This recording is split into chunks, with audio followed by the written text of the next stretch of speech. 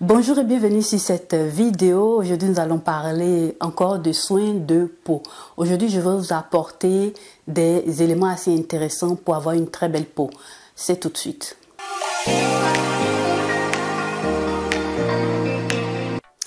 Comme vous l'avez vu dans le titre, aujourd'hui nous allons parler des 5 choses à ne pas faire pour avoir une belle peau. C'est très important. Donc si tu es dans l'optique de prendre soin de ta peau, d'améliorer l'état de ta peau pour que ta peau se sente bien, voilà quelque chose que tu ne dois pas négliger, que tu dois prendre très au sérieux pour que ça puisse t'aider à améliorer l'état de ta peau, à avoir une très belle peau.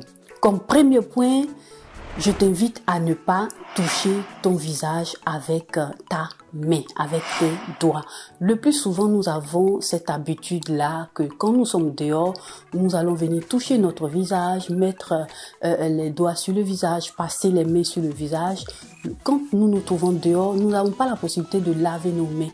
Les mains sont cette partie de notre corps que nous utilisons beaucoup pour conduire, pour manger, pour travailler et pour plein d'autres choses. Donc, ils vont venir accumuler beaucoup de bactéries et ça devient dangereux de pouvoir avoir ses mains sur son visage toute la journée parce que ça implique que vous allez commencer par transférer sur votre visage toutes ces bactéries-là.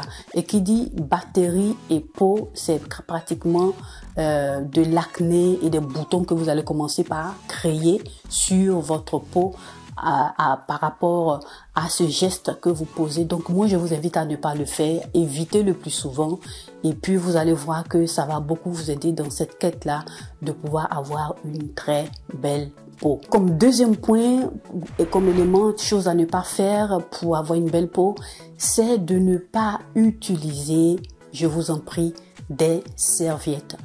Il n'est pas possible de prendre la serviette que vous utilisez sur votre corps et l'utiliser sur votre visage. Non, non et non. Vous ne devez pas le faire parce que ça va vous apporter beaucoup de bactéries aussi sur votre visage. La peau du corps et la peau du visage n'est pas la même chose. Moi, je vous invite à éviter cela parce que vous allez utiliser toutes ces bactéries-là, vous allez envoyer pratiquement ces bactéries-là sur votre visage et la peau de notre visage est assez délicate.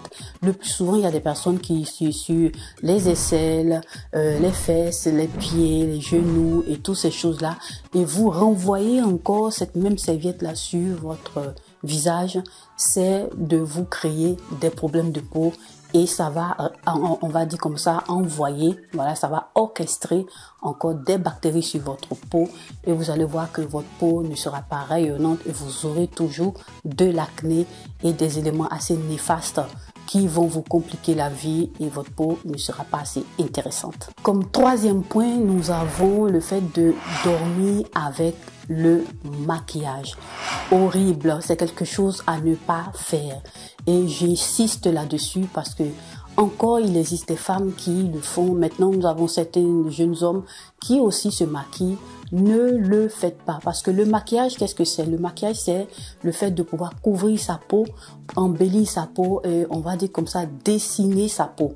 Donc, vous allez venir apporter des produits, voilà, les fonds de teint, vous allez apporter aussi des concealers, tous ces produits-là que vous allez accumuler sur votre peau vont venir boucher vos pores. Donc, votre peau-là, elle ne respire pas assez. Donc, ce que vous allez faire, c'est vrai que vous avez utilisé le fond de teint et autres pour embellir votre peau, pour paraître un peu plus, on va dire comme ça, plus beau, plus belle. Mais en fin de journée, lorsque vous dormez la nuit, vous avez votre peau qui respire, qui se régénère, qui se reprend un peu de toute cette pollution qu'elle a pu subir dans la journée. Donc, le soir, il est formellement idéal de pouvoir se démaquiller. Il est important. Faites-le. Démaquillez-vous avant de dormir. Avant d'aller au lit, libérez vos pores, votre peau de tous ces éléments-là et vous allez voir que votre peau va se sentir bien. Ne le faites pas. Ne restez pas avec le maquillage. Ne dormez pas avec le maquillage. C'est dangereux. Vous allez vous créer d'autres problèmes de peau. Si vous êtes là, que vous êtes une personne qui le fait, arrivé à un moment donné, votre peau va réagir. Donc, faites attention, ne vous créez pas d'autres soucis, dégagez vos pores, de tout ce qui est maquillage pour laisser respirer vos pores, votre peau les soirs. Pour le quatrième point de choses à ne pas faire pour avoir une belle peau, il ne faudrait pas casser vos boutons.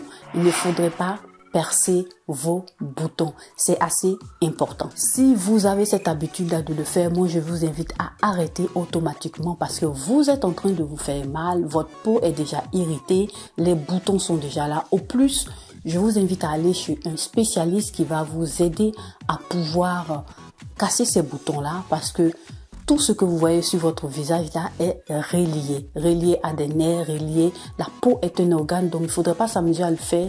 Vous pourrez vous retrouver avec d'autres éléments que vous pensez être des boutons et qui ne le sont pas. Et en le faisant, vous allez créer encore d'autres soucis sur votre peau. Il faut faire attention. Casser aussi les boutons peut vous créer, on va dire comme ça, un effet boomerang. J'espère que c'est comme ça qu'on le dit. Et vous allez vous créer encore d'autres boutons sur votre visage. Ça va essayer de faire un nid sur votre peau et c'est pas assez agréable. En cassant les boutons, vous pouvez aussi vous trouver avec des douleurs. Il faut faire attention. Il faut faire attention et j'insiste là-dessus. C'est quelque chose qu'il ne faut pas faire. Si vous êtes une personne qui avait cette habitude de le faire, arrêtez automatiquement parce que vous êtes en train de vous faire du mal à votre peau. Et en agissant ainsi, vous n'aurez pas une belle peau. Donc, comme cinquième et dernier point, des choses à ne pas faire pour avoir une belle peau, c'est d'utiliser des produits qui ne sont pas adaptés à son type de peau. Voilà quelque chose que je vous ai toujours dit sur cette chaîne. Lorsque vous partez faire vos achats pour les soins de votre peau, regardez, lisez ce que vous avez sur les bouteilles. C'est écrit. Voilà, c'est pratiquement inséré, écrit sur les confections. Ces différentes sociétés, ces différentes marques-là vont venir vous indiquer les types de peau sèche, peau grasse, peau mixte et peau normale. Ils vont vous indiquer. Donc, lorsque vous voyez une crème, une lotion, un produit cosmétique qui vous plaît, allez directement lire pour quel type de peau il est fait. À quel type de peau il se réfère avant de commencer par dire que vous allez l'utiliser. Parce que les produits sont faits en fonction de chaque type de peau. Pour vous aider à améliorer votre peau, il faut tenir compte de cela. Parce que si vous avez l'habitude d'utiliser des produits qui ne sont pas faits pour votre type de peau, vous créez encore d'autres problèmes de peau qui vont surgir et vous allez vous étonner du pourquoi est-ce que vous vous retrouvez dans ces cas.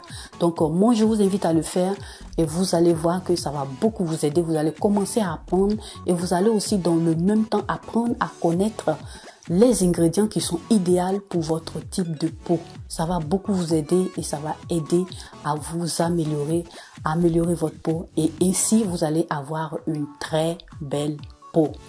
Donc voilà un peu mes chéris, c'est ce que je voulais partager aujourd'hui avec vous. N'hésitez pas à me poser des questions si vous voulez en savoir un peu plus. Il y en a beaucoup, c'est pas que 5 points. Il y a d'autres éléments qu'on pourrait rajouter, mais la liste sera très longue. Donc nous, on va s'arrêter là aujourd'hui. Donc si ça vous intéresse, laissez-moi un commentaire et puis je pourrai débattre aussi en inbox avec vous pour vous apporter un peu plus de solutions et vous aider à améliorer votre type de peau. Voilà. Quand vous n'avez pas de boutons, votre peau respire. Quand vous n'avez pas de peau irritée, votre peau respire. C'est très important. Vous devez cibler ça pour que votre peau soit assez intéressante. Donc là mes chéris, notre vidéo s'achève ainsi. En tout cas, j'espère que vous aura plu. N'hésitez pas surtout à me laisser des commentaires, liker et partager cette vidéo sur vos réseaux sociaux, à vos amis, à vos connaissances. Abonnez-vous aussi à mes réseaux sociaux. Moi en tout cas, je vous remercie d'avoir regardé cette vidéo et à la prochaine vidéo.